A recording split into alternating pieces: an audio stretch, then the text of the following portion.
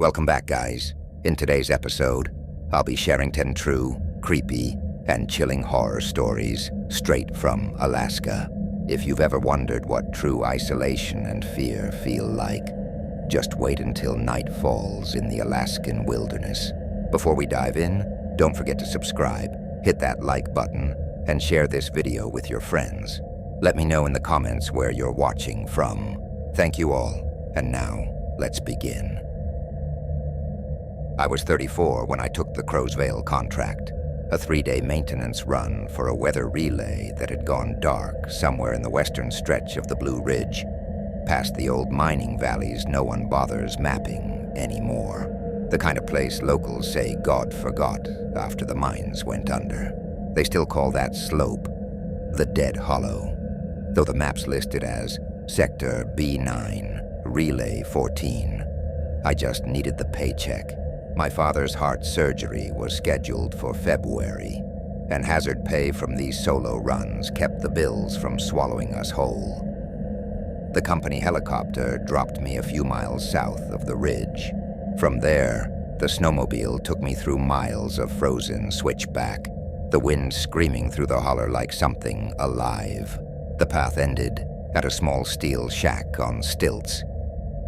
Relay Station Crowsvale, built in the 70s for cold weather telemetry, never modernized, never dismantled, the kind of place where rust lives longer than people. I killed the engine, the silence afterwards so total, it pressed on my ears. The mountains stretched out pale and empty beneath a bruised sky. Not a single bird, not even a crow, though I could see their black shapes pinned against the tree line in the distance like they were watching. I told myself they were scavengers. Up here, everything learns to scavenge. Even people. Inside, the air stank of metal and mold. The heater was dead, pipes frozen solid.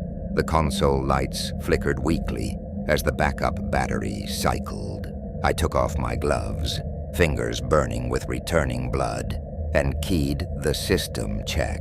The terminal responded with an error I'd never seen. Thermal return breach. Lockdown triggered. I frowned, ran it again. Same result. The generator kicked once, twice, then sputtered out. The silence that followed wasn't just quiet. It felt listening. I unpacked my gear, lit the small propane stove, and wrote down the first log entry by hand. A habit they still make us keep, in case digital logs corrupt. Arrival confirmed. Relay inoperative. Will attempt manual restart after inspection. Then I poured myself instant coffee, the taste sharp as rust and ashes. That first night, the wind sounded wrong. It didn't whistle or howl, it knocked. Dull, deliberate taps against the metal siding. Uneven but rhythmic, as if someone out there was mimicking Morse code and didn't know the language. I told myself it was frost shifting, thermal stress, or tree branches, but there were no trees close enough to hit the walls. When I finally crawled into the sleeping bag, I left the flashlight on. Just for a while, I told myself, just until I drifted off. The last thing I remember before sleep was the faint hum of static from the radio, though I hadn't turned it on. The second morning, everything outside looked the same. White hills, dead air, no sign of life. I trudged out to check the external vents. Halfway around the building, I saw them. Footprints. They weren't mine. Barefoot, deep, wide. The snow at least 6 inches thick, but each print clear as if stamped. The toes were spread unnaturally far apart. The arch narrow. The pressure sinking hardest at the ball. Human enough to fool your brain at first glance, until you realized they looked made for gripping. The trail came from the tree line, looped around the station twice, then vanished halfway to the emergency shed. Just stopped, mid-step, like something had sunk straight down or lifted off the ground. I crouched to measure 1, size 14, maybe 15, but the heel barely marked. Running, fast, I looked toward the trees. Nothing. The crows were gone. The forest stood stiff and colorless, every branch rimmed with ice. When I exhaled, the sound came back to me too quickly, bouncing like there were walls where there should have been open air. Back inside, I bolted the hatch and turned off the radio. The static hadn't stopped. It whispered low through the wiring itself, crawling under the walls. When I leaned close to the vent, I heard words beneath the hiss. "Turn it off." I jerked back, heart pounding. For a moment I thought someone had hacked the line. Maybe a prank from the technicians at base. But the feed cable was severed. The relay hadn't transmitted in days. I logged everything. Evidence, I told myself. Don't let the isolation get to you. Record what you see. Record what you hear. Facts are your rope out of madness. Around noon, something hit the roof. A heavy thud. Then another, slower, like something dragging a bag of sand across the metal. I froze under the ladder to the crawl space, staring at the ceiling. The stove flickered. The radio coughed static again. A sound came through, faint and distorted. "Marla, that's my name. No one knew I'd arrived yet." The check-in wasn't scheduled until nightfall. I grabbed the multi-tool and flashlight, climbed the ladder, and shoved open the upper hatch. Nothing on the roof, just snow, smooth as untouched dough, except for one patch near the vent where the snow was melted. A perfect handprint pressed into the frost. 5 fingers, too long, skinless. By the second night, I stopped pretending it was isolation messing with me. The heater flickered on its own. My handwriting in the logbook looked different. The entries thicker, harder pressed, letters looping like someone else's. The generator timer showed runtime hours I hadn't logged.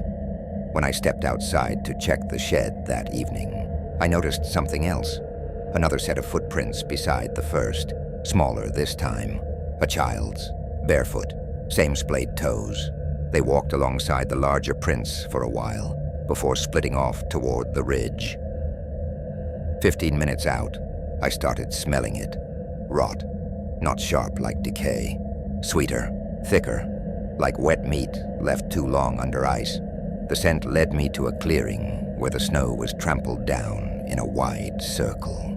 At the center stood a structure, half dome, half nest, made of snapped branches, woven tarp, and bones. Bird skulls lined the rim, staring outward like sentries. Inside, something dark moved. I took one step closer before my boot had cracked through the snow crust, and the sound echoed far too loud. The shape inside froze, then slowly, a head lifted, not human, not entirely. The face was smooth and raw, no eyes, no mouth, just skin stretched thin over bone. The body beneath it was thin, bluish, trembling. It didn't run. It tilted, as if listening. Then it opened a hole where the mouth should have been and exhaled, a white plume that shimmered like heat above a road. I ran. Branches clawed my jacket, the cold slicing through fabric like razors. I didn't look back until the station came into view. The hatch was open. I was sure I'd closed it. Inside, my backpack was gone. The heater was cranked high enough to make the air shimmer, but the temperature gauge read 20 situ digaksu. The walls dripped condensation and scrawled across the window slit in my own handwriting, or something close, were the words, "It wants the warmth back." I didn't sleep. I sat in the corner with the flashlight shaking in my hand, every few minutes catching movement at the edge of the light. Shadows that bent wrong, lingered too long before snapping away. Around 3 a.m., the tapping began again, this time inside the walls, following the path of the heating pipes. The rhythm matched a heartbeat, mine maybe. When dawn came, the vents outside were frozen shut again. I grabbed what gear I could find, half my supplies gone, and followed the smaller tracks down the ridge, desperate for some sign of a person. Maybe a rescue crew, maybe anything. The trail wound through trees until it opened into a ravine I'd never noticed before. My GPS said I was walking east, but the sun hung directly overhead, cold and wrong. The child's footprints circled a rock outcrop, then merged with the larger ones, and then, impossibly, with mine. The shape of my boot print widened, toes spreading, edges softening. A few steps later, there were no boots at all, just the same barefoot impressions leading back toward the station. I turned around to prove it wasn't true, but my own trail behind me had changed. Every print I'd left was gone. The static in my radio spiked, crackling loud enough to make me flinch. A voice, my voice, whispered through it, "Don't let them inside again." By the third night, the generator refused to start. The last of my food froze solid. I huddled near the stove, feeding it scraps of paper, wood, even one of my gloves, anything to keep the orange glow alive. The frost on the walls had shapes now, impressions, like hands pressed from the outside in. Each time the fire dimmed, I could see movement behind them, like silhouettes in ice. At one point, something slid down the vent shaft with a metallic scrape and landed beside the stove. My backpack, frost-coated, zipper torn. Inside, only my logbook remained. Pages soaked, but legible. New entries filled the back half, none written by me. They were time stamps, hours I didn't remember being awake, followed by short lines. Walked again tonight. Cold almost gone. Saw her watching from inside. The final line read, "It's ready to take back what was stolen." That's when the stove went out. The heat died in a breath, the walls sighed, and the tapping began again, faster now, frantic, 100 fingers drumming from every side. I backed toward the hatch ladder. The metal was warm under my palm, too warm. I looked up and saw condensation dripping from the ceiling. Not water, sweat. The air smelled like flesh. Something moved in the corner. A shape crouched where the cot used to be, pale and naked, its skin shining wet. It stood slowly, the movement jerky like bad animation, and when it turned, I saw my own face. Expressionless, lips split from cold. It stepped toward me, feet leaving those same barefoot prints across the floor, steaming where they touched. I don't remember screaming. I just remember the sound of my own heartbeat filling the station like a drum. Then the world blinked. The rescue team found the outpost 12 days later. The report says the heater was on, stove lit, generator stable. The snowmobile still parked outside. No sign of forced entry, no tracks in the snow. Inside, the cot was empty. The radio was broadcasting on loop, an automated distress file corrupted into static. Buried in the logbook, one final entry. Crow's Veil is hollow underneath. It takes what warms it. If you find this, don't stay after dark. They sealed the site after that. Said it was unstable, risk of collapse. Locals say they still hear the radio signal some nights, carried on the wind through the valley. A woman's voice whispering, "Turn it off." I was 32, the winter I took the Harlow Creek job. My Uncle Ray had been a wildlife warden most of his life, but age and arthritis finally caught up to him. He ran a small research cabin up in the mountains near a dying town called Harlow Creek, one of those half-forgotten mining outposts tucked between endless ridges and switchbacks. He used the cabin to monitor trail cams, tag wildlife patterns, and send weekly reports to the university's biology department. When the snow started piling up, he called me, said he needed someone to keep an eye on things while he spent a few weeks with his wife down in Charleston for medical tests. I'd just been laid off from a field, lab in Tennessee, and didn't have much holding me anywhere. The pay wasn't good, but the silence was. After months of small apartments and city sirens, the idea of being surrounded by nothing but trees, snow, and air felt almost holy. He left me a set of directions and one simple rule. "If you hear knocking under the floorboards," he said, half joking, "don't answer." I laughed at the time. He didn't. The cabin sat 2 miles beyond the last dirt road, reachable only by a battered snowmobile that looked older than me. The ride up was rough, snow-blind and bone-rattling, but the sight of that little pine-clad valley almost made me forget why I came. A frozen creek wound down the slope behind the cabin like a vein of glass, and the mountains rose around it like jaws. The air carried the metallic smell of cold iron, sharp and clean. Inside, everything looked like a time capsule from the 70s. Wood-burning stove, kerosene lamps, canned goods stacked in neat rows, a single window overlooking the creek. No cell service, only a crank radio that hummed like an old insect. Perfect isolation. The first day was routine. I checked the generator, logged temperatures, cleared snow from the porch. The silence had weight to it, pressing into my ears until the smallest sounds, the creak of a floorboard, the sigh of the stove, felt amplified. By nightfall, I'd fed the stove full of hickory and set up my sleeping bag near its glow. Outside, the wind scraped across the chimney like fingernails. I remember thinking it sounded almost like a whisper. The second morning, the world was buried in white. The sky hung low, swollen with snow. I brewed bitter coffee and went out to check the trail cams. The nearest one sat about 50 yards down the ridge, aimed toward the creek bend. My boots crunched through powder up to my knees, breath fogging thick as smoke. That's when I saw them.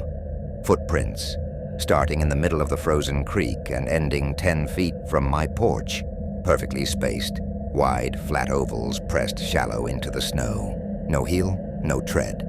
They looked more like impressions than steps, as if something had been lowered onto the surface rather than walked across it. The strangest part was the snow beneath them. It hadn't cracked. The ice should have splintered under any real weight, but it hadn't. I crouched, tracing a gloved hand near the closest print. The edges shimmered faintly, almost glassy, and when I leaned closer, the air above it felt warm. The trail stopped dead a few feet from the steps. No scatter, no return path, just gone. The local stories my uncle used to tell came back to me. The old miners from the collapse of 1912, trapped in the shafts for weeks after the blast. When the thaw came, rescuers found the tunnels empty. Bodies never recovered. Folks said they'd sunk too deep, that the earth hadn't let them go. The unburied, the locals called them. They said you could still hear their boots in winter, walking the frozen ground, looking for warmth. I brushed the thought away. Logic first. Maybe drifting snow made patterns. Maybe melting ice warped prints. Maybe my eyes were tired. Back inside, the cabin felt different. The fire hadn't died, but the air carried a thin, sour chill that clung to my skin. I tossed another log into the stove and told myself it was just draft. The dogs, Ray's 2 coonhounds, Boone and Huck, lay curled by the fire, ears twitching but silent. Animals always know first, I thought. If they weren't panicking, neither should I. That night, I fell asleep with the radio on low. A faint Appalachian bluegrass station drifted in through the static, soft, twanging comfort against the wind. Around midnight, a sharp thud jolted me awake. Not a crash, not a branch, more like something landing. Boone's head shot up. He didn't bark, just stared toward the kitchen, ears pinned flat. Then came another sound, slower, dragging, like someone sliding a heavy bag across the floorboards above the cellar. The cellar. I'd seen the hatch earlier that day. A square iron door under the rug near the stove, sealed with a rusted latch. Ray hadn't mentioned it, and the keyring he left me didn't fit the padlock.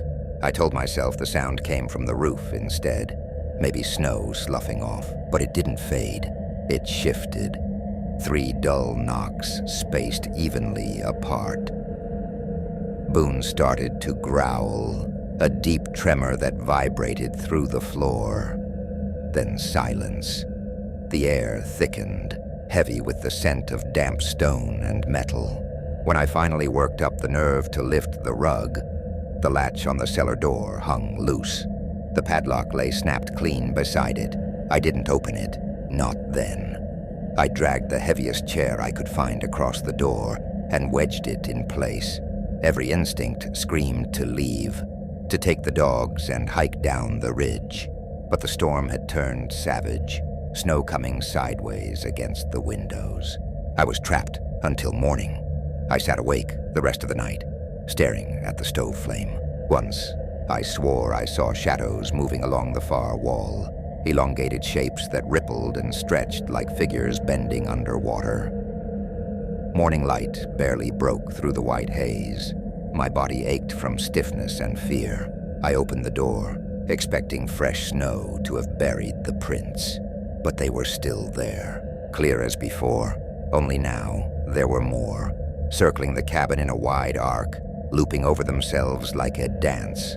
I followed them halfway to the tree line before stopping. The deeper I went, the fainter the sounds around me became.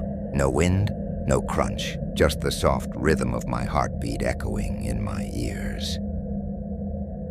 When I looked back, the cabin seemed farther away than it should have been. The line of prints I'd made leading out was gone, swallowed by untouched snow. I turned and ran back, lungs burning. Inside, everything was too warm. The fire roared as if it had been fed. The dogs were gone. I called their names until my voice cracked. Nothing. Only the low hiss of the radio behind me. It wasn't playing music anymore, just static, punctuated by faint, irregular clicks. For a moment I thought it was interference. Then I realized the clicks were in rhythm. 3 short, 1 long, over and over. A pattern. It sounded exactly like the knocking from the cellar. The chair I'd wedged over the hatch was gone. The rug was folded neatly beside it, as though someone had moved it carefully. I told myself I'd imagined it. That fear was twisting everything familiar into menace. But then I saw what lay on the rug, Boone's collar, frozen stiff, rimmed with frost. The storm broke that afternoon. I could see the valley below again, a pale ribbon winding through skeletal trees. I decided I'd leave as soon as light faded enough to follow the snowmobile tracks back down. I packed a small bag, grabbed the radio, and went to start the engine. It wouldn't turn over. Battery dead, fuel line frozen solid. I slammed my fist against the hood until the skin split. When I looked back toward the cabin, the smoke from the chimney had turned dark gray. My stomach dropped. I hadn't fed the fire in hours. The windows glowed faint orange. Inside, the stove door hung open, logs untouched, flames licking the air like tongues. The walls seemed to pulse in the light, shadows sliding across them, and beneath the roar of the fire, another sound threaded through, the rhythmic thud of footsteps. From under the floor, I shouted, voice breaking, "Who's there?" Silence. Then from beneath the hatch, a single voice, raspy and distant, whispered my name.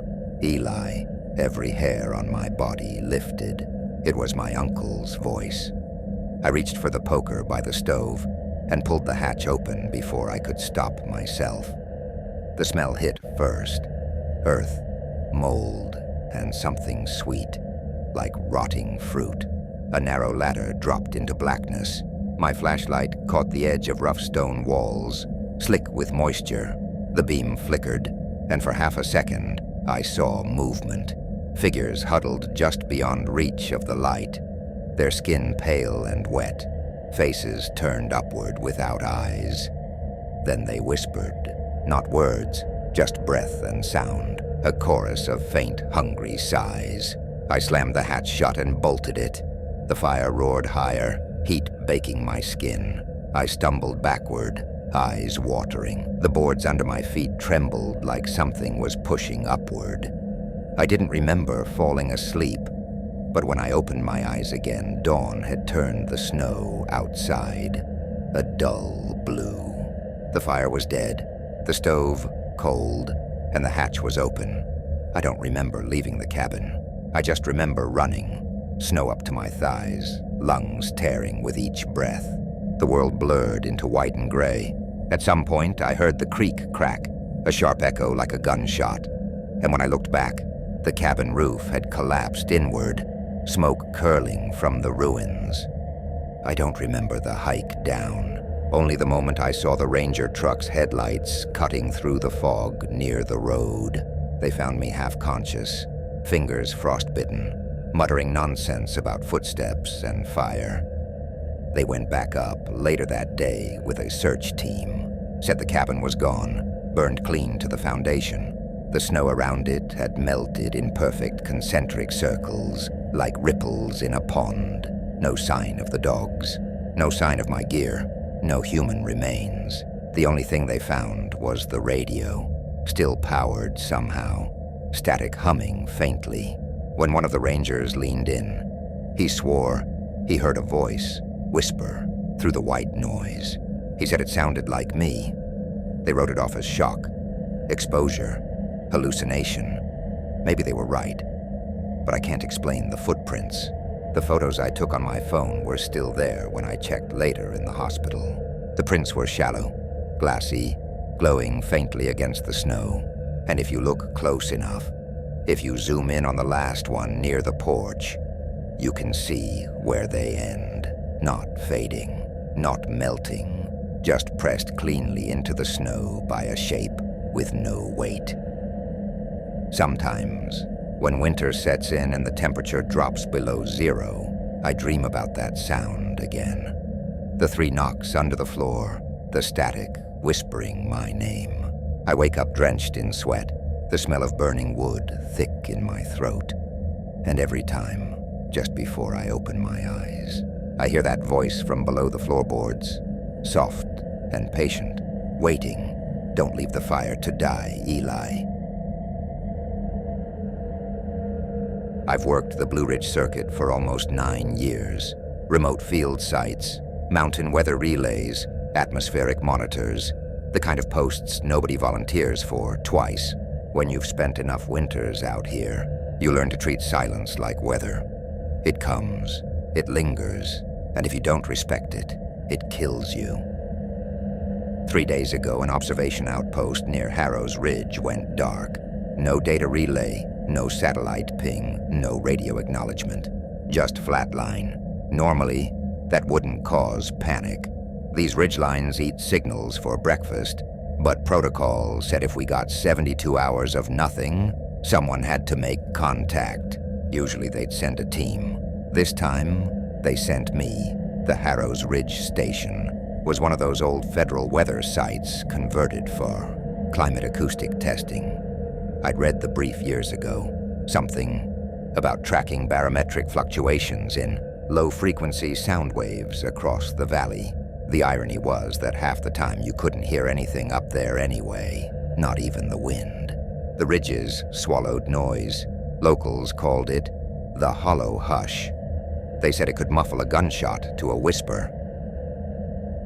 I left the base at dawn, driving a snow-capable ATV up through switchbacks slick with meltwater. The air had that strange density it gets before a freeze. Smelled like wet stone and pine sap. The trees grew thinner past elevation 4,000 until they looked skeletal, like roots clawing at the sky. The old fire road to Harrow's Ridge hadn't been maintained in years. The tires found ruts that looked more like graves. By mid-afternoon, I reached the final ascent. From there, you could see the outpost, a single metal unit perched on concrete stilts, overlooking a basin filled with fog. It looked small against the mountains, like something forgotten. The dish antennae on the roof tilted toward nothing. I killed the engine 20 feet from the door and just listened. No birds, no wind through the trees, just the mechanical tick of cooling metal. The quiet wasn't natural. It had that thick pressurized feel, like sound was being smothered before it could form. I radioed once, waited, radioed again. Nothing. The door wasn't locked. It swung open with a tired groan, hinges dry but intact. Inside, the lights were still on, dim, yellow, but working. Heater was running low. I saw 2 pairs of boots lined by the wall, each tagged with laminated initials. 2 parkas on the hooks. 2 researchers assigned here, both veteran field techs. Their log should have been open on the main console. It wasn't. The desks were immaculate. Beds made tight. Food packets unopened. No sign of distress, no spilled coffee, no rushed movement. It felt staged. Too neat, like the place had been vacuum sealed.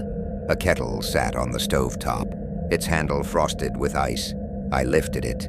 Inside, the water had crystallized mid-boil. That detail stuck in my brain for hours. I did a full perimeter sweep. Nothing. No footprints, no gear, no disturbed soil. Snow patches near the foundation looked undisturbed, like glass. The insulation skirt under the structure was sealed. No burrowing or breach marks. It was as though both occupants had evaporated. I pulled their last data transmission. The system had logged a final signal at 2:16 a.m. 3 nights prior. Temperature steady. Barometric pressure normal. Acoustic sensor active. Then a hard stop. No error. No shutdown command.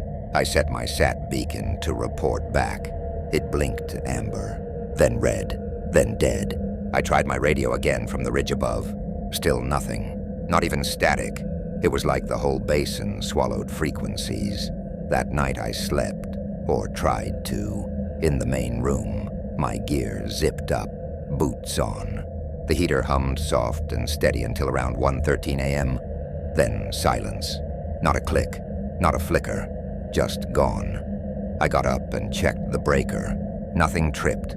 Power indicator still green. I toggled the main heater switch off and back on. It sputtered, whined, then resumed with a low vibration that didn't sound mechanical, more like breathing through metal. Then came the first sound, 5 dull knocks.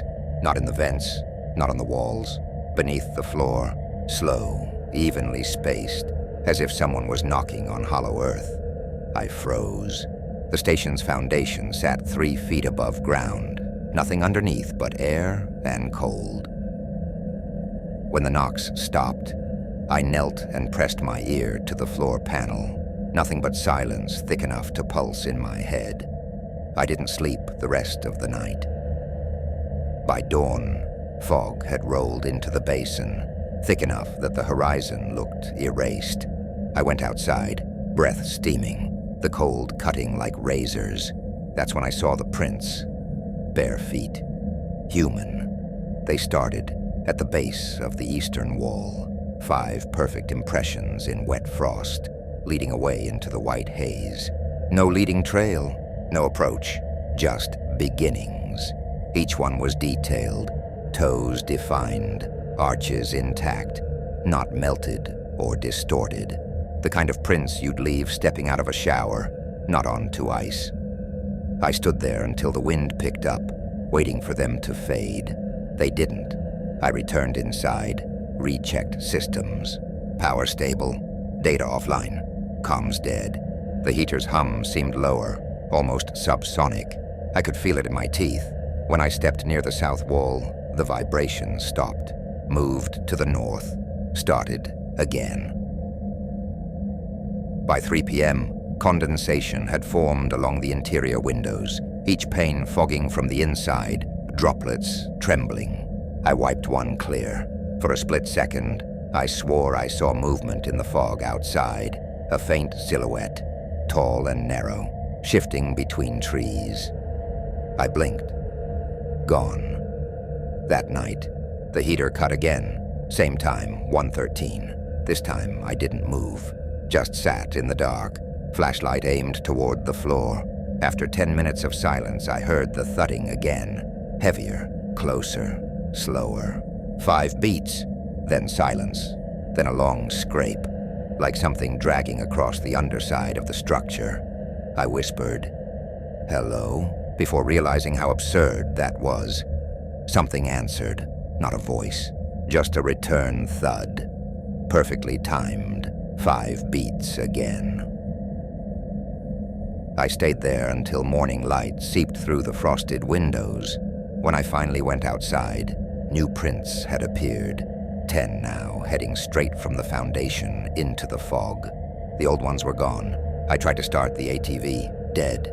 Battery full, ignition silent, beacon light, gone. Not red, not blinking, just blank. The quiet had grown denser. My ears hurt from it, like pressure underwater. When I spoke, my voice felt thinner, as though the air wasn't carrying it right. Around noon, I decided to leave on foot, packed light, left a marker at the door, and started north along the ridge. But 10 minutes into the walk, the fog thickened so fast I couldn't see more than 10 feet. The GPS froze on the same coordinates. Compass spun, I turned back, or thought I did. The terrain was unfamiliar. Trees closer together, slope steeper. I walked until I stumbled on a clearing and saw it. The outpost, 30 feet ahead, exactly as I'd left it. Same prints in the snow, same fog around it. Except now, the prints didn't stop 10 feet out. They circled the structure in a perfect ring. When I stepped forward, they vanished under my gaze, like the snow remembered me watching. I went back inside, checked the logs again. The terminal had rebooted. Time reset to 2:16 a.m., the exact timestamp of the last recorded transmission. A small window flickered open on the screen. Text line only. Do you hear them too? The cursor blinked beneath it. I didn't type a thing. Then the screen dimmed, power cycling itself. When it came back, the message was gone. I spent the third night awake, sitting with my back to the breaker panel. Flashlight dimmed. The silence felt thicker than ever. My breathing sounded wrong, too loud, like it wasn't syncing with my chest. Around 3 a.m., the wall beside me vibrated, softly, rhythmically. I pressed my ear to it, faint tapping. 5 beats again, followed by a hollow exhale, like a sigh traveling through wood. Then I heard something else, my name, whispered low, but from inside the wall itself. I told myself it was imagination, stress, fatigue. I counted to 60, held still. When I stepped back, condensation shaped faint handprints on the inside of the panel. 5 fingers spread wide. That was the moment I realized how quiet my heartbeat had become. At dawn, I walked outside again. The fog had receded slightly, enough to reveal the valley floor below. The prints now led down the slope. Dozens of them, perfect, bare, spaced evenly like soldiers marching. I couldn't tell if they were heading away or toward me.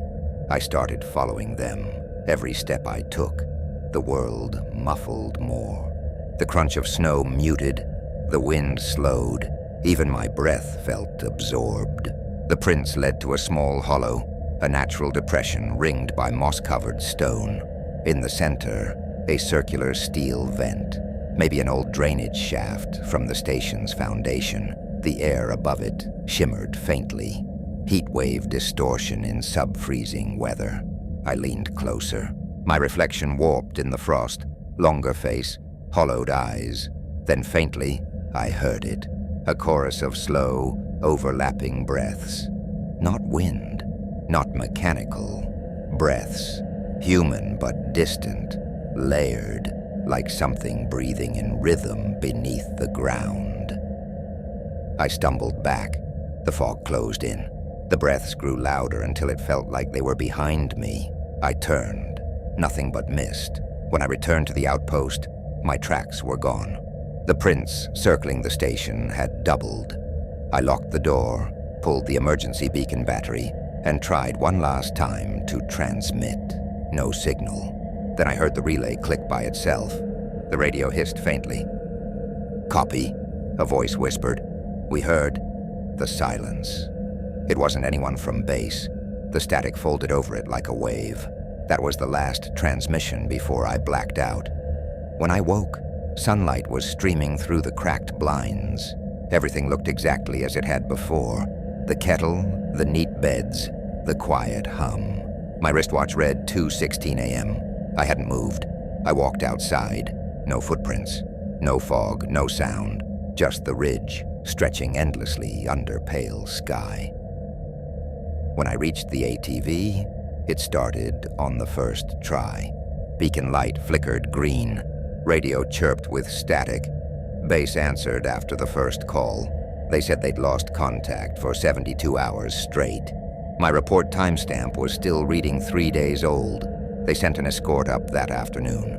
When they arrived, I showed them the foundation, the prints, the logs, but everything was spotless, snow smooth as poured glass. The station's systems had no record of outages, no data loss, no transmissions. The power logs read continuous uptime. They shut Harrow's Ridge down within a week. That was 6 months ago. I haven't taken another mountain assignment since. But sometimes, at night, when the barometer drops and the air goes thick and soundless, I can feel the same pressure crawling back around my ears. Like the world inhaling, like silence getting ready to breathe again. Last week I heard knocking under my apartment floor. 5 times. Slow, even, and then nothing. I was 34 the year they sent me up into the Cumberland Gap Hills, a stretch of ridgeline that sits between Kentucky and Virginia, where the fog never seems to lift. I was working a seasonal maintenance contract for the Appalachian Tunnel Authority, one of those state-funded infrastructure programs that most people don't know still exists.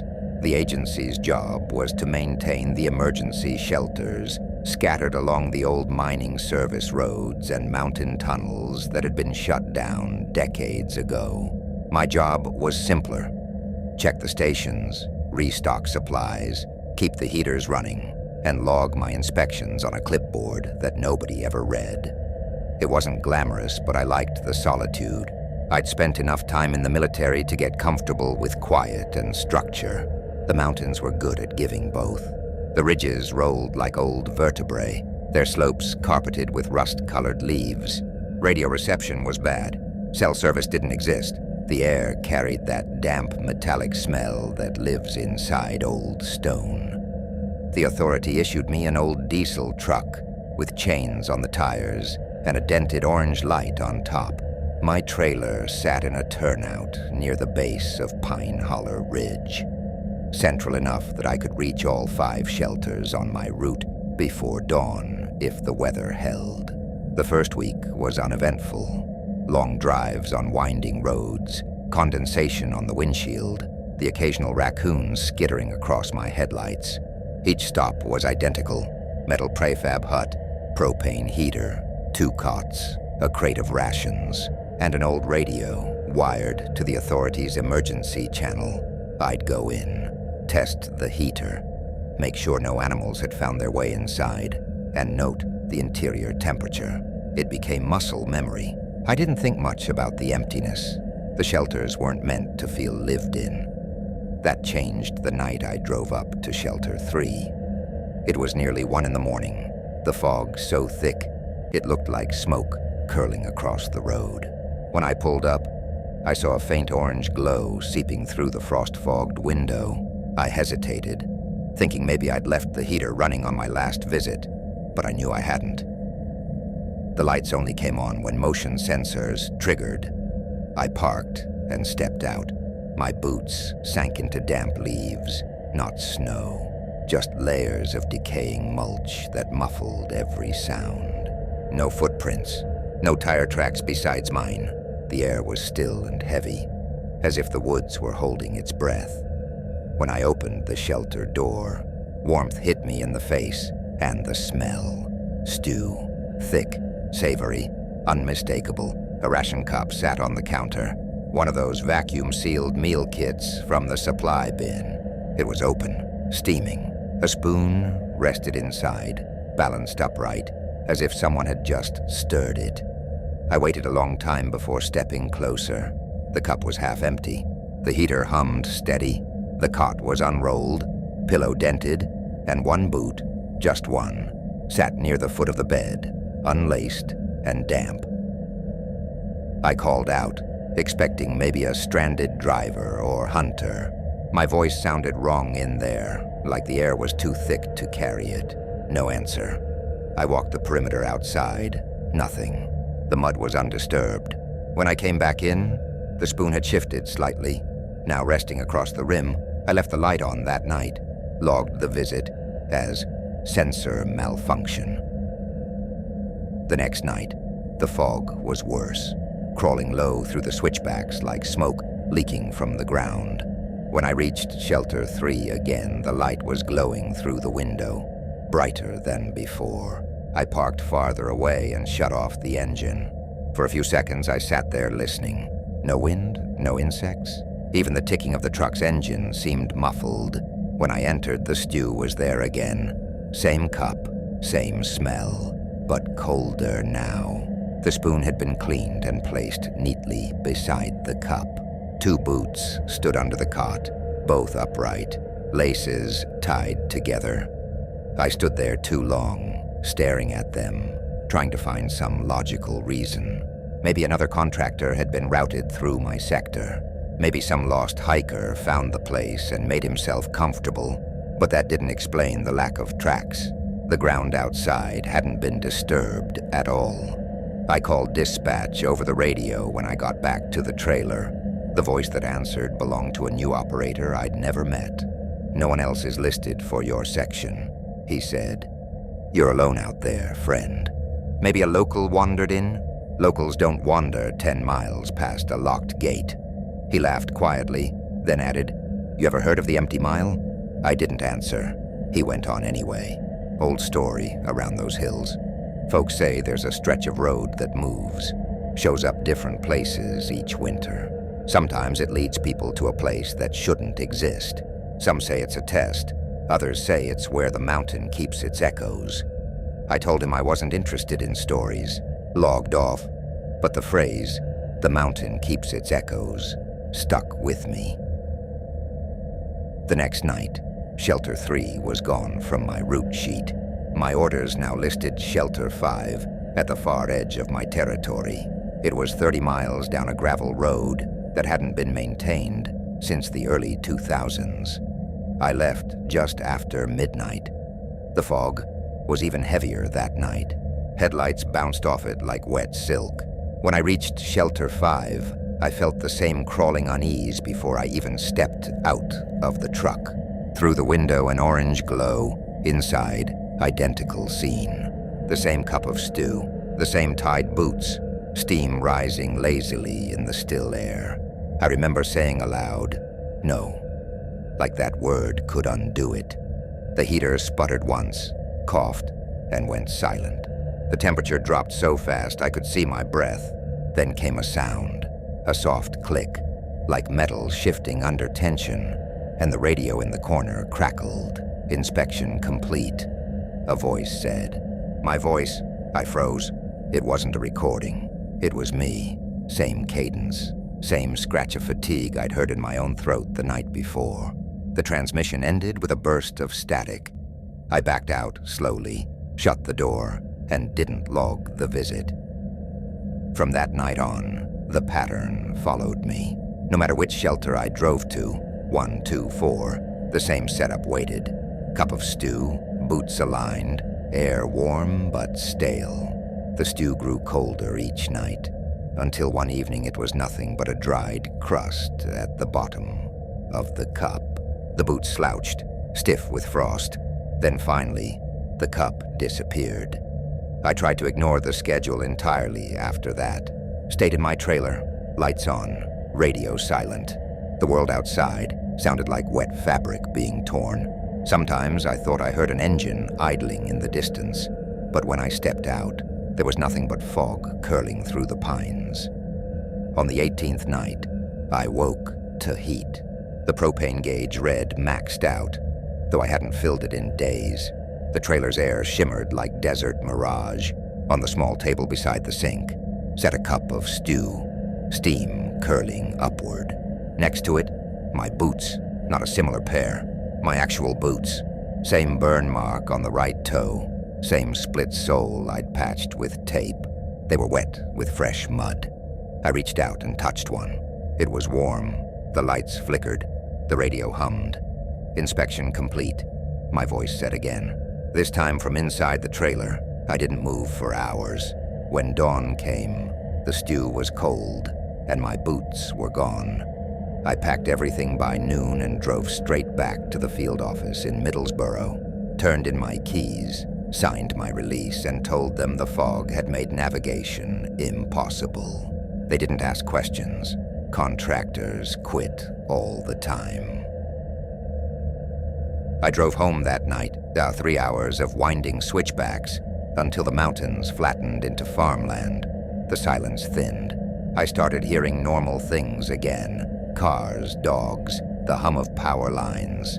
It should have felt like relief, but it didn't. Something in my chest still felt hollow, like sound hadn't fully come back. 2 weeks later, I got a voicemail from dispatch. A new contractor had been assigned my route. They wanted to confirm that I'd left all the access keys in the truck. The message ended, then started again. Same voice, same wording. Then again, 3 identical recordings, looping until the voicemail cut off. I deleted it and tried not to think about it. That night, I dreamed of driving. Fog pressed against the windshield, headlights catching the curve of a road I didn't recognize. On the right shoulder stood a metal shack, small and windowless with a faint orange glow seeping through its seams. I could see someone moving inside, someone wearing my jacket, my posture, spooning stew from a cup. When I woke, I was sitting in the driver's seat of my truck. The engine was off. My boots were wet. I told myself I'd sleepwalked. That was easier to believe. But a week later, another voicemail came, this time from a different operator. A woman's voice. "Hey, just checking in. We lost contact with your replacement at Pine Holler. Satellite went down 3 nights ago. You mind swinging by the ridge to check the shelters? You're still cleared for access." Her tone was casual, like she was asking a favor. I deleted that one too. But the next morning, when I opened my front door, there was a clipboard leaning against the step. My old log sheet, fresh page on top, Route 3 circled in red ink. The paper smelled faintly of stew. I stood there for a long time, listening. At first it was just morning quiet, the drone of cicadas, a dog barking somewhere down the road. Then the sound thinned out, pulled away, leaving only the soft rhythmic hum I'd heard in those tunnels. A truck engine, distant but coming closer. When I looked up, fog was crawling down from the hills again, covering the road in a slow gray wave. And I swear, just before the mist reached my driveway, I heard my own voice crackle faintly through the still air. Inspection complete. I was 32 when I took the night tech position at the Marrow Hollow Research Facility, a cluster of decaying labs wedged deep into the Allegheny Highlands of Western Virginia. The place sat at the end of a single mountain road that hadn't seen proper maintenance in decades. Once you passed the rusted, authorized personnel-only sign, there was no cell signal, no streetlight, no sound except for wind moving through pine. It was the kind of job you took when you wanted to disappear for a while. And I did. Officially, I was a maintenance contractor, responsible for climate controls, emergency generators, and data server checks. Unofficially, I was the person who made sure the building didn't freeze, flood, or burn down before the next grant cycle. There was a skeleton day staff that left before dusk. By 6, The gates were locked, and the world outside might as well have ceased to exist. The main building was a low concrete structure with cracked windows and half-dead security cameras pointed at nothing. The labs hadn't been used for years. Some still had rust-colored stains on the floor where samples once spilled. Only one wing remained functional: the data archive, where decades of environmental research were stored on redundant drives, humming quietly behind locked cages. My nightly rounds were predictable. Check the backup generator, test the lock seals, record temperature differentials, reset any sensors that tripped from humidity. The first few weeks were quiet. The silence took getting used to, though. Thick silence, the kind that presses against your eardrums until you start hearing your own pulse. When I couldn't sleep during the day, I'd drive down to the nearest town, Covington, 20 miles away, just to hear people talk. Locals knew about the facility. Some called it the Hollow Clinic. Others refused to speak about it at all. A man at the diner told me the mountain remembers what happens up there. I thought it was just Appalachian superstition, the kind that grows in places too isolated for logic. The first time I noticed something wrong was on a Tuesday. It was close to midnight, and I'd gone out to inspect the generator shed behind the east wing. The air smelled like rain and iron. I remember pausing halfway across the lot because something in the tree line caught my eye. Two figures stood there, motionless, half obscured by the fog that hung between the pines. They didn't move, didn't shift their weight, or react to the cold wind sweeping across the ridge. Just silhouettes, human shapes that felt off, like someone's first attempt at sculpting people. Their posture was too straight, their heads tilted slightly, as if watching without the instinct to pretend not to. I thought about calling out, but decided against it. Instead, I stepped backward slowly, pretending I hadn't seen them. When I checked the security monitor inside, the feed for that camera was black. The next morning, I told myself it was mist, tricks of light, exhaustion. I even laughed about it while reheating old coffee, but the laugh didn't sound right. 3 nights later, they came back. Same place, same hour, 2 silhouettes standing behind the fence line, barely visible through the haze. I switched on my flashlight and clicked it twice. A subtle warning, just like I used to do on ambulance runs when I didn't want to escalate things. The beam didn't reach them. It only bounced back, swallowed by fog. I unlatched the strap of my sidearm, company issue, barely legal, and took a step forward. They stepped back, not fast, not startled, just a single, synchronized step into the darkness, then gone. When I checked the snowline, there were no prints. The ground was untouched, except for my own boot marks. I didn't log it. I didn't even mention it to dispatch. What would I have said? 2 people-shaped things appeared and vanished in the woods. That Friday, the generator flickered around 1 in the morning. I went to the maintenance corridor to check the fuel pressure and ended up stopping by the old break room behind diagnostics. A cramped, forgotten space with a flickering fluorescent light and a microwave that smelled like burnt coffee. I made instant noodles and sat at the plastic table, trying not to think about the woods. That's when I heard it. A knock. Sharp, precise, like someone tapping plastic against metal. Not loud, not random. 1. Pause. Then another. I stood up and waited. The air felt charged, electric, like the moment before lightning hits. After half a minute of silence, I convinced myself it was the pipes shifting, or the wind playing tricks with the ventilation. The mountains do that. They make their own noises, carry sound in strange ways. Still, I grabbed my flashlight and walked the loop. Every door locked, every hallway empty. But when I reached the old stairwell at the far end of the building, the one we kept sealed with a padlock the size of my fist, I stopped.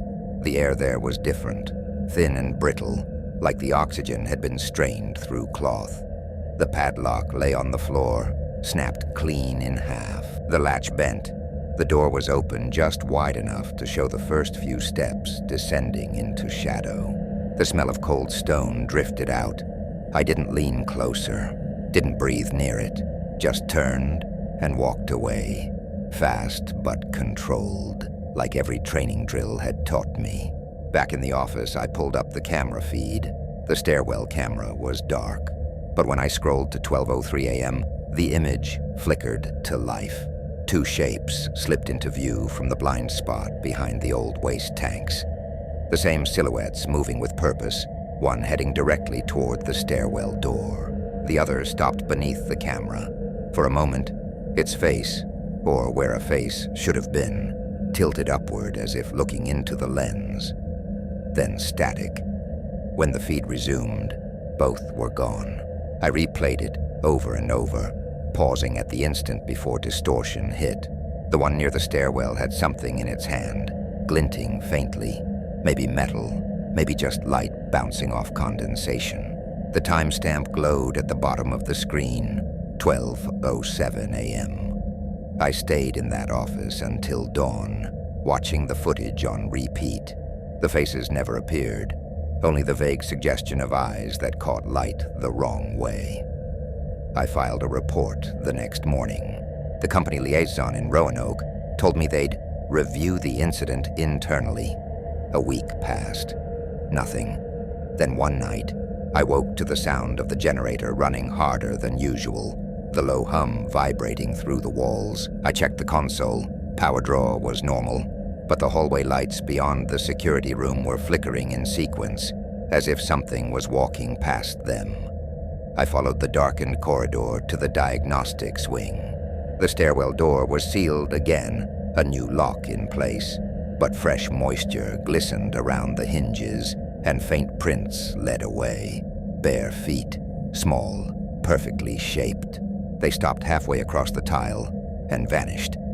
I should have left right then, but curiosity has its own kind of gravity. I went back to the office and scrolled the footage again. At 12:07, the feed showed me walking toward the break room.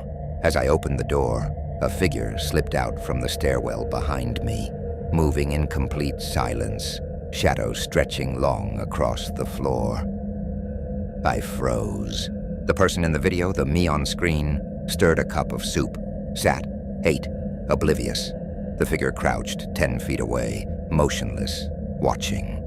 When I rewound, the timestamp blinked irregularly.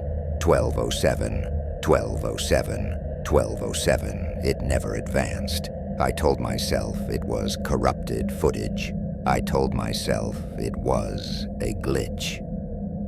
By the time the state troopers arrived the next morning, I'd gone 14 hours without sleep. They parked near the front gate and followed me inside, boots tracking mud onto the tile. I showed them the footage. They watched in silence. One of them finally asked, "You sure this isn't old tape?" I said no, but I didn't sound convincing, even to myself. They said the camera data looked overwritten, like someone had spliced in fragments from older feeds. They suggested a break-in. Theft. That part turned out to be true. The admin team later confirmed a number of archived drives were missing. Still, their faces didn't show the kind of concern you'd expect from a burglary. That afternoon, before leaving, one trooper said something strange. "You should weld that stairwell shut," he muttered. "Mountain keeps things it doesn't like disturbed." I asked what he meant. He just looked toward the ridge and shrugged. After that, the facility went quiet again. Too quiet. The following week, the company sent a replacement hard drive shipment and an email saying my duties would now include limited night access. Took that as a polite way of saying don't ask questions. The nights blurred together. I drank too much coffee, slept too little. The air inside started to smell wrong, like rain trapped in old wiring. Every sound became suspect. When pipes expanded, I flinched. When the heater clicked, my hand went to the flashlight. Then one night, The camera feeds all went white, not static, just overexposed blankness. My reflection flickered faintly in the monitor. I leaned closer. Behind me, in that same faint reflection, something else moved. Not a silhouette this time. A person. My height, my build, same jacket, same posture. I turned so fast, the chair fell over. The hallway behind me was empty. When I looked back at the screen, the reflection was gone. The next morning, I sent my resignation email from the staff terminal and packed up. I didn't wait for a reply. Drove down the winding road with dawn bleeding through fog and didn't stop until I hit the interstate. It's been months since then. I found an apartment in Roanoke. 3rd floor, noisy neighbors, city traffic, exactly what I thought I wanted. But some nights, around midnight, the power in my building flickers for no reason. The hum of the heater dips low, steady, almost mechanical. And in that silence between pulses, I sometimes hear it. A knock, plastic on metal. Once. Pause. Then another. Last week, I found a security badge on my kitchen counter. My name, my photo. The Marrow Hollow facility logo burned faintly into the plastic. I haven't worked there in 6 months. When I flipped it over, a number was scratched into the back in my own handwriting. 27. I was 29 the winter they sent me up through the Smokies. A month-long rotation with the Appalachian Conservation Bureau. The job was supposed to be simple. Fuel, delivery and diagnostics for the remote climate relay units scattered along the ridgelines north of Fontana Lake. Those machines recorded barometric data and transmitted readings once a day, and if they lost power, someone like me had to haul jerry cans and fix it before the line went dark. I wasn't supposed to be alone, but my partner called out with pneumonia 2 days before deployment. The Bureau couldn't spare anyone else, so they cut my rotation to 10 days and told me to stick to protocol. I didn't argue. I needed the work, and I'd spent most of my 20s in these mountains. I trusted myself more than anyone. That morning, the fog was low, the kind that looks alive. Gray curtains drifting across the road like something breathing in its sleep. I left base before 8 with the old Bureau truck, 2 fuel canisters, a maintenance kit, and a radio patched to the regional frequency. The climb past Klingman Spur was steady until the pavement ended. From there, it was all gravel and slush. The plan was to hit the relay near Feta Ridge first, then loop back by dusk. The forecast promised clear skies, though the Smokies never honored forecasts. I remember thinking the cold wasn't sharp like it used to be. It was dense, the kind that sits in your clothes and hums quietly. An hour in, the fog thinned just enough to show the drop-offs on both sides of the ridge road. The path was barely wide enough for the truck, and every turn showed nothing but empty gray. I slowed down near the marker post and climbed out to stretch. That's when I saw the tracks. They started a few yards off the road, 2 neat lines pressed into the frozen mud. At first glance, they looked human, boot-sized, heel and toe defined. But the spacing was wrong. Each left print mirrored the right, as if someone had been walking backward, retracing their steps perfectly. The impressions were deep, clean without drag or scatter. I knelt to study them, glove pressed into the cold dirt. The longer I stared, the less sense they made.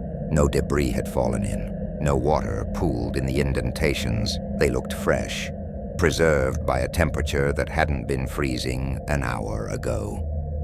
I followed them 10, maybe 15 yards into the trees until they ended abruptly near a cluster of pines.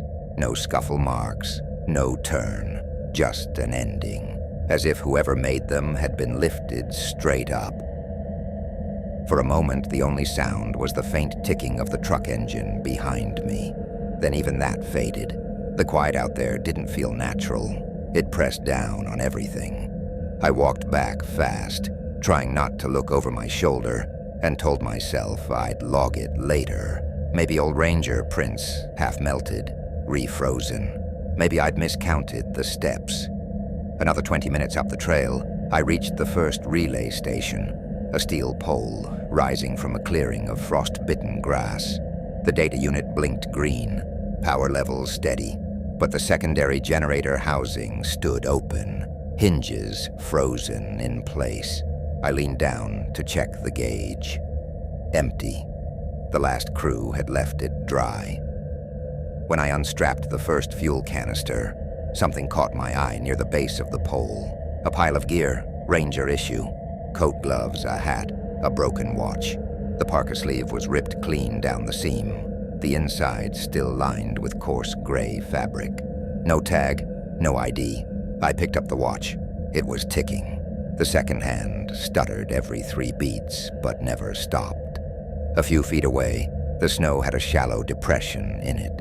Body-shaped, arms splayed. It hadn't melted or filled in. The outline looked recent. That's when I realized I'd been holding my breath. I set the watch down gently, capped the generator, and tried the radio. Station 4 reporting. Fuel delivery complete, I said. No visual on other crew. Confirm? Static. Then a faint click. Copy that. A voice answered, Erin's voice. Except Erin wasn't on shift. She'd been reassigned to the Cades Cove line, that 3 counties away. The delay in her words was wrong, half a second too slow, like an echo catching up to itself. I waited. Repeat last. You should come back now, she said. No reason, no context. Just that. My stomach knotted. I hadn't told anyone I'd stopped. I started the truck without another word. The forest blurred into a smear of gray and brown. When I reached the junction where the trail split toward the next ridge, I saw movement. A faint yellow glow deeper in the trees, like a lantern swaying through the fog. It was far off, too distant for a person to be visible, but the light moved with rhythm. Step, pause, step. I remembered something one of the old field techs had said over drinks my first week. If you see a light in the Smokies at night, keep walking. That's not someone lost. That's the mountain checking if you're paying attention. I floored it.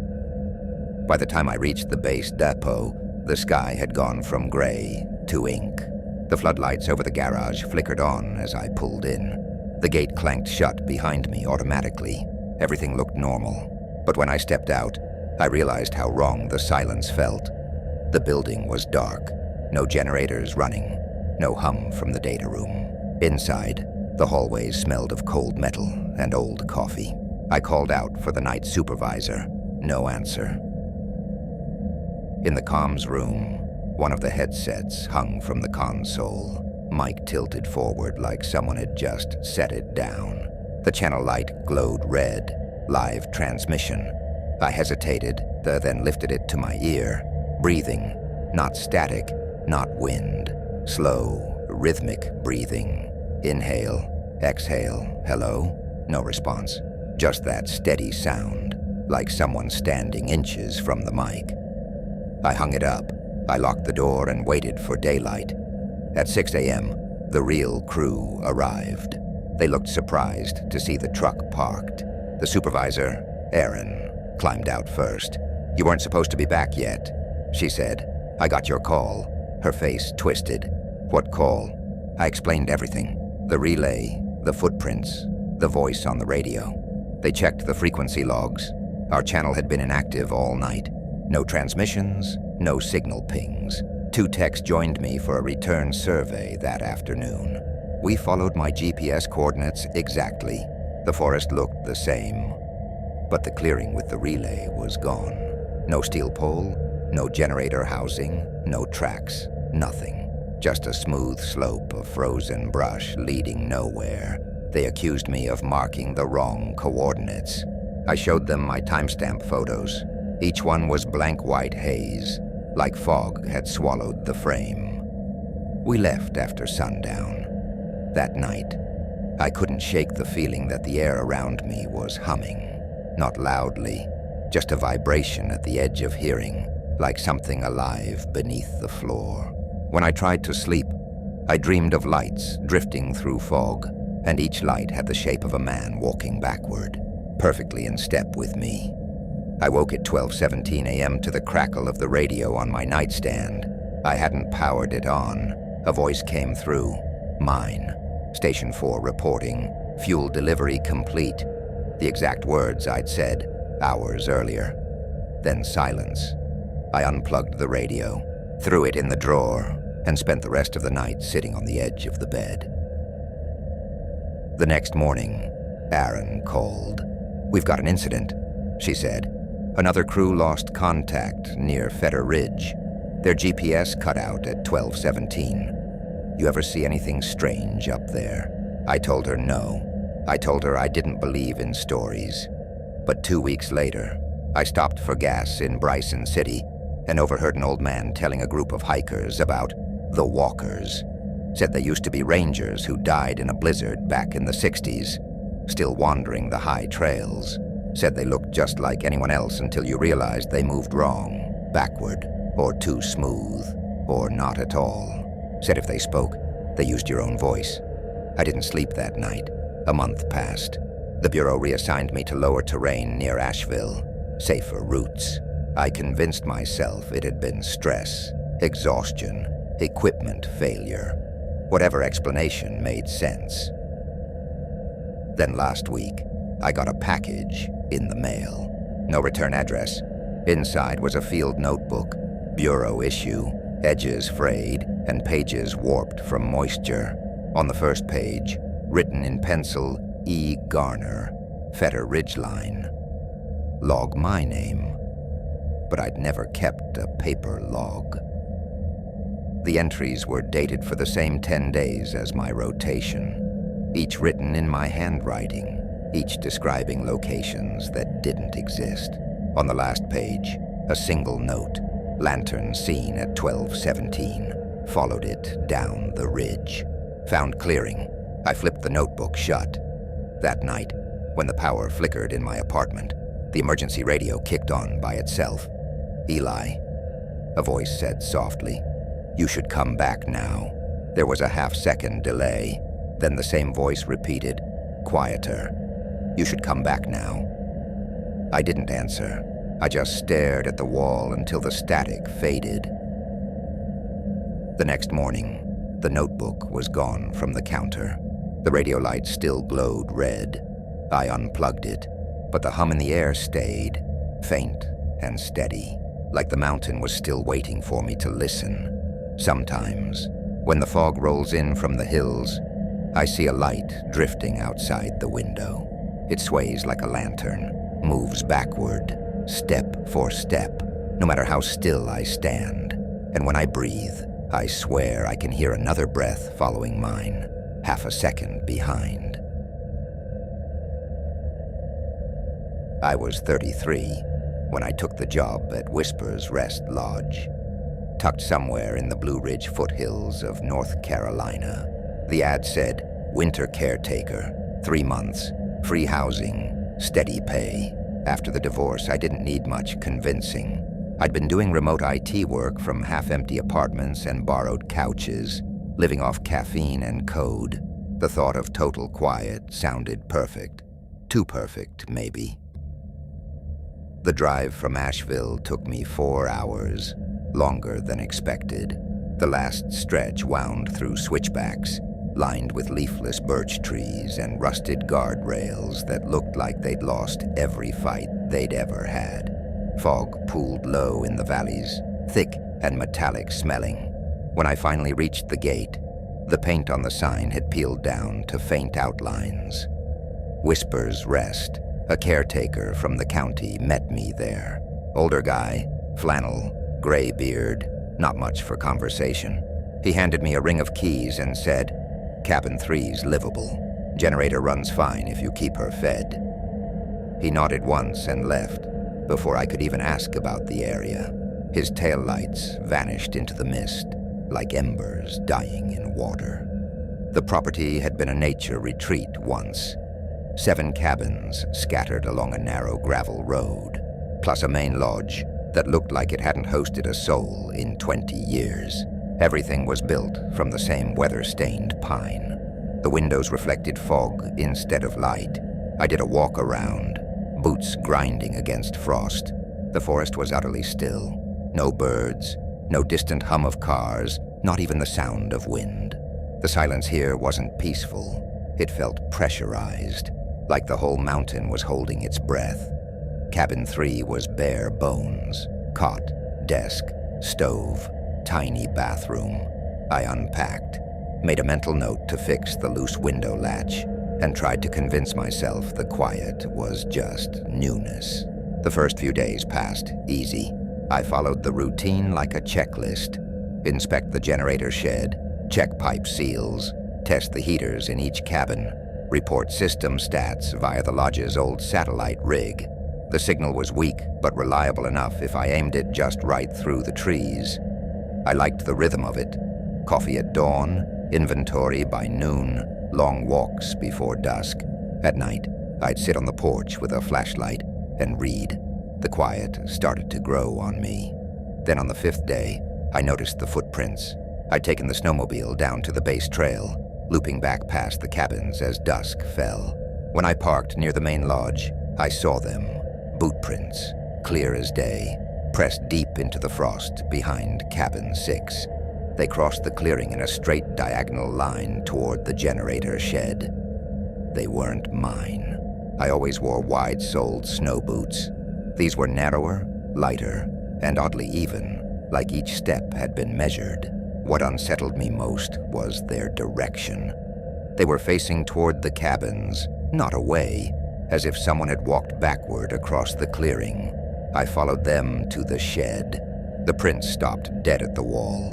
No trail around the corner, no sign of doubling back. Just an ending, like the person had stepped into the wall itself. I checked the locks. Everything sealed tight. The generator was humming steady. Oil gauge, perfect. I stood there for a long minute, just breathing steam into the cold air, convincing myself it was some weird trick of melt and refreeze. That night, I deleted the photos I'd taken. On the 8th night, the heater in my cabin died. Around 11 p.m., it started coughing, metal clicking against metal, then gave out completely. I went through the manual checklist, reset the pilot, checked the fuel line, even pried open the vent casing. Nothing. Within an hour, frost had formed along the window pane. I grabbed my sleeping bag and relocated to the main lodge. The big hall smelled of mildew and old varnish, but it was warmer than the cabin. I lay on the couch in the office and drifted between waking and sleep until a sound pulled me fully back. Footsteps. Not outside. Above. Slow, heavy, deliberate, crossing from one end of the ceiling to the other. The lodge had no second floor. I stared up at the rafters, heart beating so hard it made my vision pulse. The steps paused overhead, then continued back the way they came. The sound faded, and the silence that followed was worse, like the air was holding its breath again. When dawn came, I climbed onto a chair and checked the rafters. Dust, cobwebs, nothing else. When I returned to the cabin, the heater was running perfectly. 2 nights later, the generator cut out. Not a flicker, not a sputter, just dead silence. I pulled on my jacket and went outside with a flashlight. The snow had hardened to a thin crust that cracked beneath my boots. When I reached the shed, the main switch was flipped down, not tripped, flipped. I turned it back on and felt a rush of static brush the air, as if the cold itself had exhaled. I backed away fast. The next morning, there was a mug on my porch, a heavy ceramic one from the lodge kitchen. It was filled to the brim with frozen water. I hadn't brought it there. I hadn't even used one. I locked the door after that, slept with the hatchet beside the bed. By the 10th night, the quiet had grown teeth. It wasn't just absence of sound anymore. It was expectation, like something was waiting for me to notice it. When the wind did blow, it sounded wrong, like breath caught in a vent. Around midnight, I heard the dragging. Not tapping, not knocking. A long, slow scrape across the cabin window.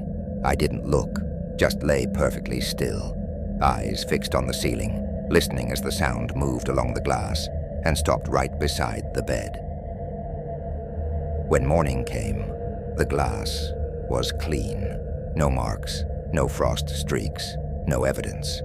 I told myself it was an animal. By day 12, I decided I'd had enough.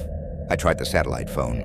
The screen blinked, cursor frozen. I rebooted it, adjusted the antenna, even dragged it outside. Nothing. The forest was silent as always, but the air felt heavier, like it was aware of me. I don't know why I walked to cabin 6. Maybe I just needed to prove something was still under my control. The inside smelled wrong. Damp wood and copper. The mattress was stripped bare and shoved upright against the wall. Behind it, carved into the pine boards, was a shape. A hand. Not realistic. Too long in the fingers, too wide at the base, like someone trying to remember what a human hand looked like. The grooves were deep, uneven. It didn't look carved with a knife, more like scratched in with something harder than bone. I stood there, breathing shallowly, tracing the outline in the air without touching it. The handprint faced downward, like it was reaching toward the floor. That night, I didn't light the heater. I didn't even unpack. I sat in the dark with the hatchet in my lap, every nerve pulled tight as wire. Around 2 a.m., I heard whispering outside the window. 2 voices, one low and steady, the other high and erratic, almost gasping. They weren't speaking words, just sound patterns, rising and falling, mimicking cadence without meaning, as if they'd heard people talk but never learned how. I gripped the handle so hard my knuckles locked. The whispering went on for what felt like hours, then silence. When light returned, I saw the window latch had been turned. Not open, not broken, just shifted slightly, as though someone had tested it and decided to stop. 2 boot prints stood side by side in the snow beneath it. No trail leading in or out. I packed within 20 minutes, threw everything into the duffel and left without checking another building. The snowmobile started on the first try. I didn't stop until I reached the ranger station at the base road. The ranger listened while I explained, quietly, methodically. He didn't laugh, just nodded slowly and said, "Folks say this place hears things. Sometimes it keeps them." He called a deputy, and the 2 of them followed me back that afternoon. The lodge looked normal. Generator running smooth, power steady. The mug was gone. Cabin 6 looked untouched. Mattress flat, no carvings, no smell. The heater in my cabin hummed softly, like it had never failed. The deputy asked if I might have dreamed some of it. I told him maybe. That night, I checked into a motel in town and slept with the lights on. 2 days later, the Bureau called to offer me the completion bonus if I wanted to stay and finish the season. I said no. I packed what little I owned into my car and drove until the signal bars returned. That was almost a year ago. I rent a second-floor apartment now. I check the windows every night. The locks, twice. I haven't thought about the lodge much. Until last month, when I got an email from the property manager. They'd hired a new caretaker. Young guy named Ellis. His message said, "Power's fine. Heater's stable." But last night, I heard someone walking across the rafters. "You ever have that happen?" I started to type a reply, then stopped. I deleted the draft, shut the laptop, and sat staring at the wall, because I could still hear it, faintly behind me, something dragging slow and steady across the ceiling. I was 35 when I took the cold run job, the kind of work you say yes to before you think too hard about why it's available. It came through a buddy I'd helped years back, a guy named Rowan who used to manage heavy equipment contracts before the market fell apart. We hadn't talked in a long time. He messaged me one night out of nowhere, said he remembered how good I was with machinery and had something simple that needed doing down near the Kentucky border. "Quick job," he wrote. "Pays better than it should." I was between contracts, running low on patience and lower on savings, so I asked for details. He said there was an old coal research trail called Cold Run Hollow, shut down since the 90s, and an abandoned mine transport tractor that needed retrieval. A local outfit wanted the chassis restored for a museum display. It sounded strange, but not impossible. I just had to make it to the site, check if the machine could still move, and haul it back to a small depot near Elkton Pass. Maybe a 2-day job, tops. He warned me the trail hadn't been driven in years. Said it got cold enough in those hollows for the ground to crack. "You'll be fine," he added. "Keep an ear out for knocks, though. Locals say it's bad luck to ignore 'em." I laughed, thinking he meant mechanical knocks, engines, pipes, the usual. He didn't laugh back. It took me half a day to reach the site. The last 15 miles wound up through broken switchbacks, lined with dead trees and shale that rattled under the tires like glass. The road kept narrowing until it was just wide enough for my hauler and flatbed. No phone service, no radio, only the sound of the truck's diesel coughing in the cold. The depot was nothing but a trailer with warped siding and a chain-link fence. There was one man there, a caretaker named Henley, by his patch. He looked like he hadn't been home in years. His beard was frosted white, and his hands shook when he handed me the clipboard. "You're the one Rowan sent?" he asked. "Yeah." He nodded, eyes distant. "You'll find the rig about 9 miles up Cold Run Trail. Been sittin' since the flood of '09. Ain't much left but bones." He squinted at me, then added, "If she starts knocking, don't answer." I chuckled. "The machine?" "The mountain." He grinned like it was a joke, but there was no light in his eyes. I set out around noon with the hauler's treads clanking through patches of half-frozen mud. The trees on either side were thin and brittle, their bark pale and scarred. Mist hugged the ground, low and unbroken. The deeper I went, the quieter it became, until even the engine sounded muffled. Like sound itself got swallowed by the valley by mile 7. The trail curved into a basin where an old ventilation tower leaned sideways, its fan blades barely intact. My GPS flickered and froze. I kept going. When I finally spotted the machine, it didn't look like it belonged to this century. The mine tractor was half buried under layers of dirt and frost. Its paint flaked off to reveal veins of rust. The company logo had faded to a ghost of itself. One of its headlamps was cracked, the other covered in grime. I climbed down from the hauler, boots crunching against frost, and gave it a slow walk around. No signs of vandalism or animals, just stillness. The cab door was jammed halfway open. I forced it wider with my crowbar and peeked inside. There was a hard hat resting on the seat, a lamp still attached, faintly glowing, though it couldn't have held a charge for decades. The air inside smelled faintly metallic, like old rainwater trapped in a can. I brushed the frost off the controls and tried the ignition out of habit, not expecting anything. To my shock, the dashboard flickered, dim green lights sputtering to life, and the starter clicked once, twice, then caught. The engine coughed out a burst of soot and settled into a low, uneven hum. That was when I heard it. 3 knocks, even, spaced, deliberate, not from the engine. From behind me, I turned fast, flashlight cutting across empty snow. No one there, no footprints but mine. I told myself it was echo, a vibration from the frame, maybe. But my pulse didn't buy the excuse. I circled the rig, checked the trailer, the sled. Nothing. When I climbed back inside, I noticed something new. The radio, old, dusty, long dead, was emitting faint static. Then it cracked and a voice came through. "Copy that, Isaac?" It was Rowan's voice, but wrong, slower, like someone had recorded it and was playing it back on cheap tape. "Rowan?" I said. "That you?" Static answered. Then the same words repeated, distorted this time, stretched thin. "Copy that, Isaac." The signal died. I killed the radio and decided to get the hell out before the weather turned.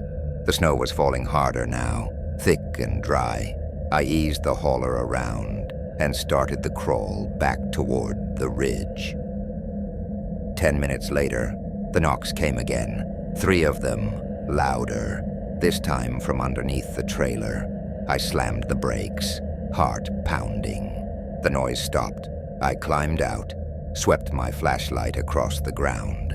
The snow was flat, untouched, no drag marks, no dents in the metal.